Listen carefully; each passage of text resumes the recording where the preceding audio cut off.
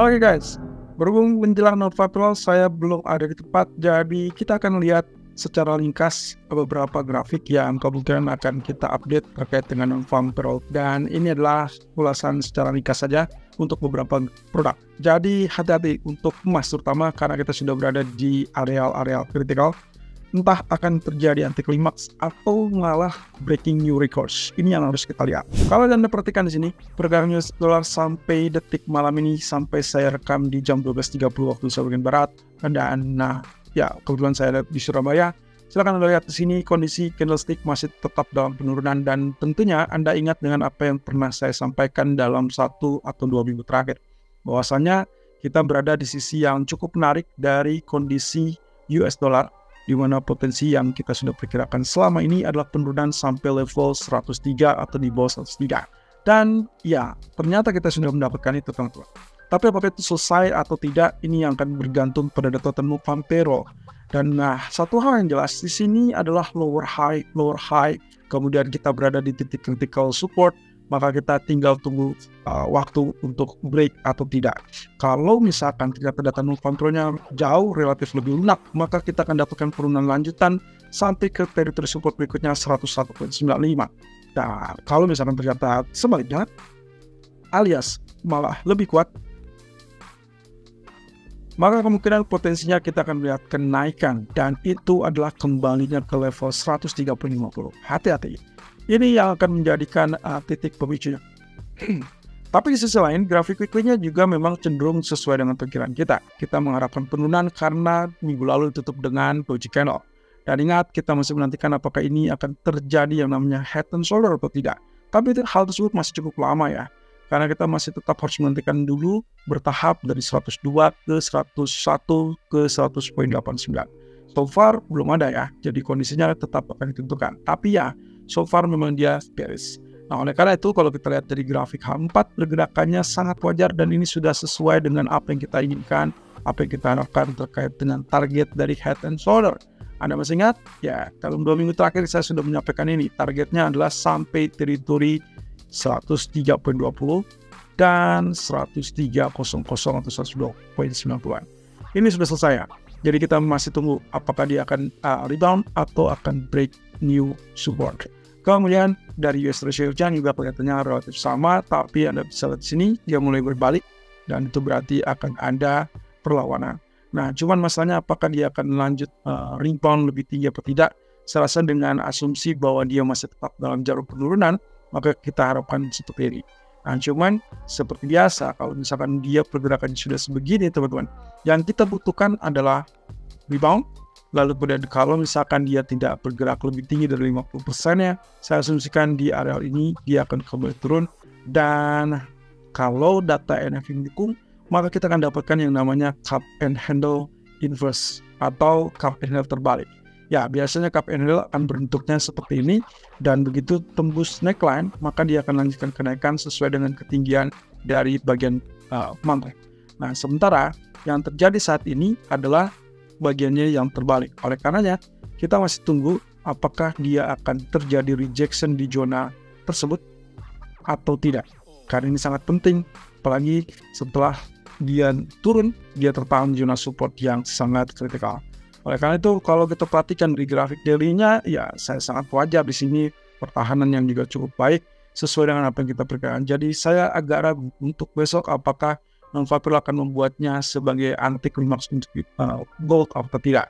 Satu sisi weekly masih tetap confirm, dan oleh karena itu kalau kita perhatikan dari grafik, ini adalah grafik euro, jelas saja potensi yang sempat kita sampaikan adalah terkait dengan inverse head and shoulder, dan so far so good karena dia sudah tembus area tersebut, dan ini adalah saat dia terjadi pengumuman ECB tadi malam. Nah, oleh karenanya kalau misalnya kita lihat di sini adalah target dari neckline, dan of course, sesuai dengan perkiraan kita sebelumnya, maka yang kita harapkan adalah penurunan atau kenaikan sampai zona 1.1016. Dan itu berarti sangat terbuka, apalagi kalau misalkan data GDP zona Eropa besok relatif lebih kuat. Kemudian untuk pound sterling juga masih naik, dan ini adalah salah satu alasannya masih tetap dalam fase pelemahan US dollar. That means we are having new high. kemungkinan kita akan tembus di 1.2800 dalam waktu dekat, tapi hati-hati juga karena weekly masih tetap punya PR EMA 200 1.2850-an. Nah, kemudian untuk yes di Japanese Yen, of course saya masih pegang sell, dan terlebih dengan potensi yang terjadi kemarin, maka kita masih bisa harapan penurunan sampai penutupan week. Kalau ini terjadi confirm, berarti minggu depan pun masih akan tetap dalam jalur penurunan.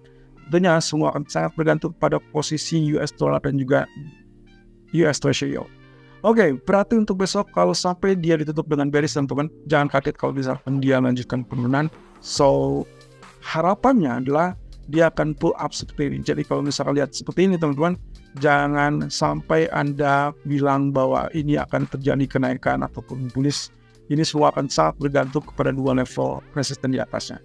Yang pertama adalah level ini 148.80-an, dan yang kedua adalah level ini 149.7 atau 50-an ya. Nah, kalau misalkan dugaan kita kuat bahwa non-farm payroll-nya relatif lebih lemah dan juga data Amerika menekan US dollar, maka kita akan dapatkan rejection yang lebih cepat di area 148.60-an ya. Dan itu berarti sangat terbuka untuk mencapai zona 146.00 atau 145.90. Di sisi lain, kalau datanya ternyata belum muncul dan ternyata dia sudah naik lebih dulu sampai 149, Anda boleh tunggu maksimum di 149.60-an atau 40-an. Karena di sini pun kita juga punya peluang untuk yang sama, yaitu tekanan turun. Mengingat penurunan dari level support ini sangat memungkinkan untuk kelanjutan penurunan karena memang trennya sudah reversal bearish. Dan of course kita akan lihat di sini Hang Seng, potensi pergerakannya masih tertahan dan so far juga dia dalam grafik yang negatif. Jadi hati-hati juga, saya rasa sangat wajar untuk penurunannya. As long dia tidak tembus di bawah 16.000, saya rasa masih tetap bisa baik. Tapi kalau misalkan besok dibuka dengan gap down, maka hati-hati dengan penurunan di bawah 16.000. Saya sih untuk medium term silakan masih tetap lakukan buy, incar buy saja di 15.700-an, itu yang paling aman.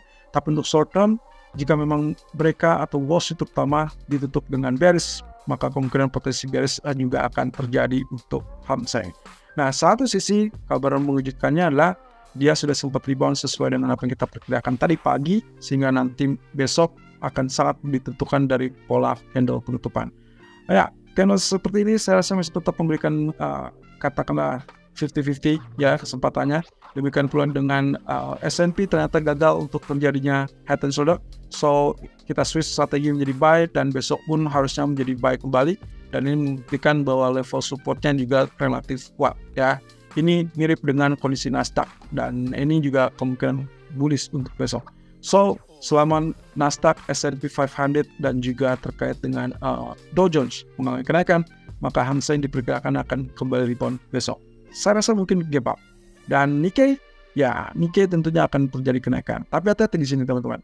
Setelah kenaikan ini, maka yang saya khawatirkan kalau sampai dia tidak atau gagal naik lebih tinggi dari 39963, hati-hati. Kemungkinan kalau misalkan itu yang terjadi, justru kita akan dapatkan potensi dari head and shoulder.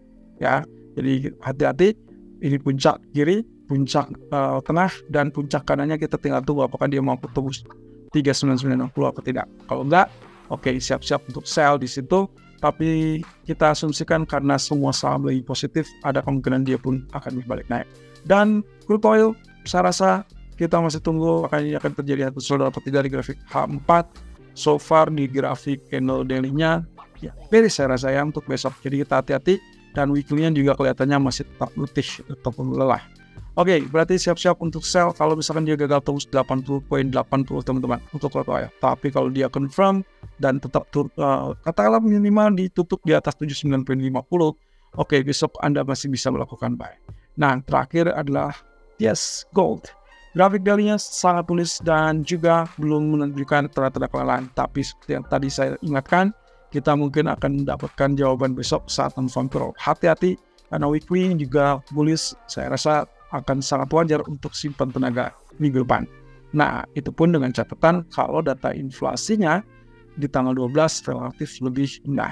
Oke, kemudian kita akan fixkan dengan data di grafik daily dengan kondisi candlestick yang masih bullish. Saya rasa 2143 akan menjadi level support yang cukup bagus.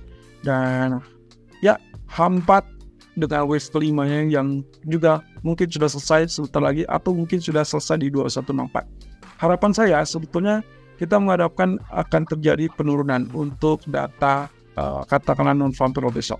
Jadi kalaupun misalkan ini terjadi, maka ini A, B, C. Jadi saya harap kita akan ketemu 2098 atau 2114. Tapi itu pun dengan catatan kalau dia berhasil tembus 2135. Kalau dia tidak tembus 2135, saya rasa kita masih tetap dipancing untuk tetap melakukan buy. Tapi hati-hati, lagi-lagi peringatannya adalah di bagian harga yang sudah banyak atau sudah cukup overbought. Grafik H1 so far masih tetap mendukung kenaikan, jadi kalau normalnya dilihat dari sini, potensi pergerakannya adalah koreksi sebelum akhirnya dia rebound kembali. Tapi hati-hati, lagi-lagi 2141, 2127, angka tengahnya adalah 2135 tadi. So, selama dia tidak tembus 2135, maka kita masih tetap prefer buy. Dan hati-hati, switch strategi menjadi sell, jangan ragu kalau memang data NFP-nya relatif lebih tinggi daripada ekspektasi, dan harapan saya adalah di atas 230. Itu yang akan lebih bombastis. Tapi kalau di bawah 200.000, of course yang Anda harus tahu, Anda lakukan adalah tahankan posisi buy. Mungkin nggak ya dia sampai 2200? Who knows? Mungkin saja, tapi tidak besok. Mungkin akan terjadi setelah data inflasi minggu depan.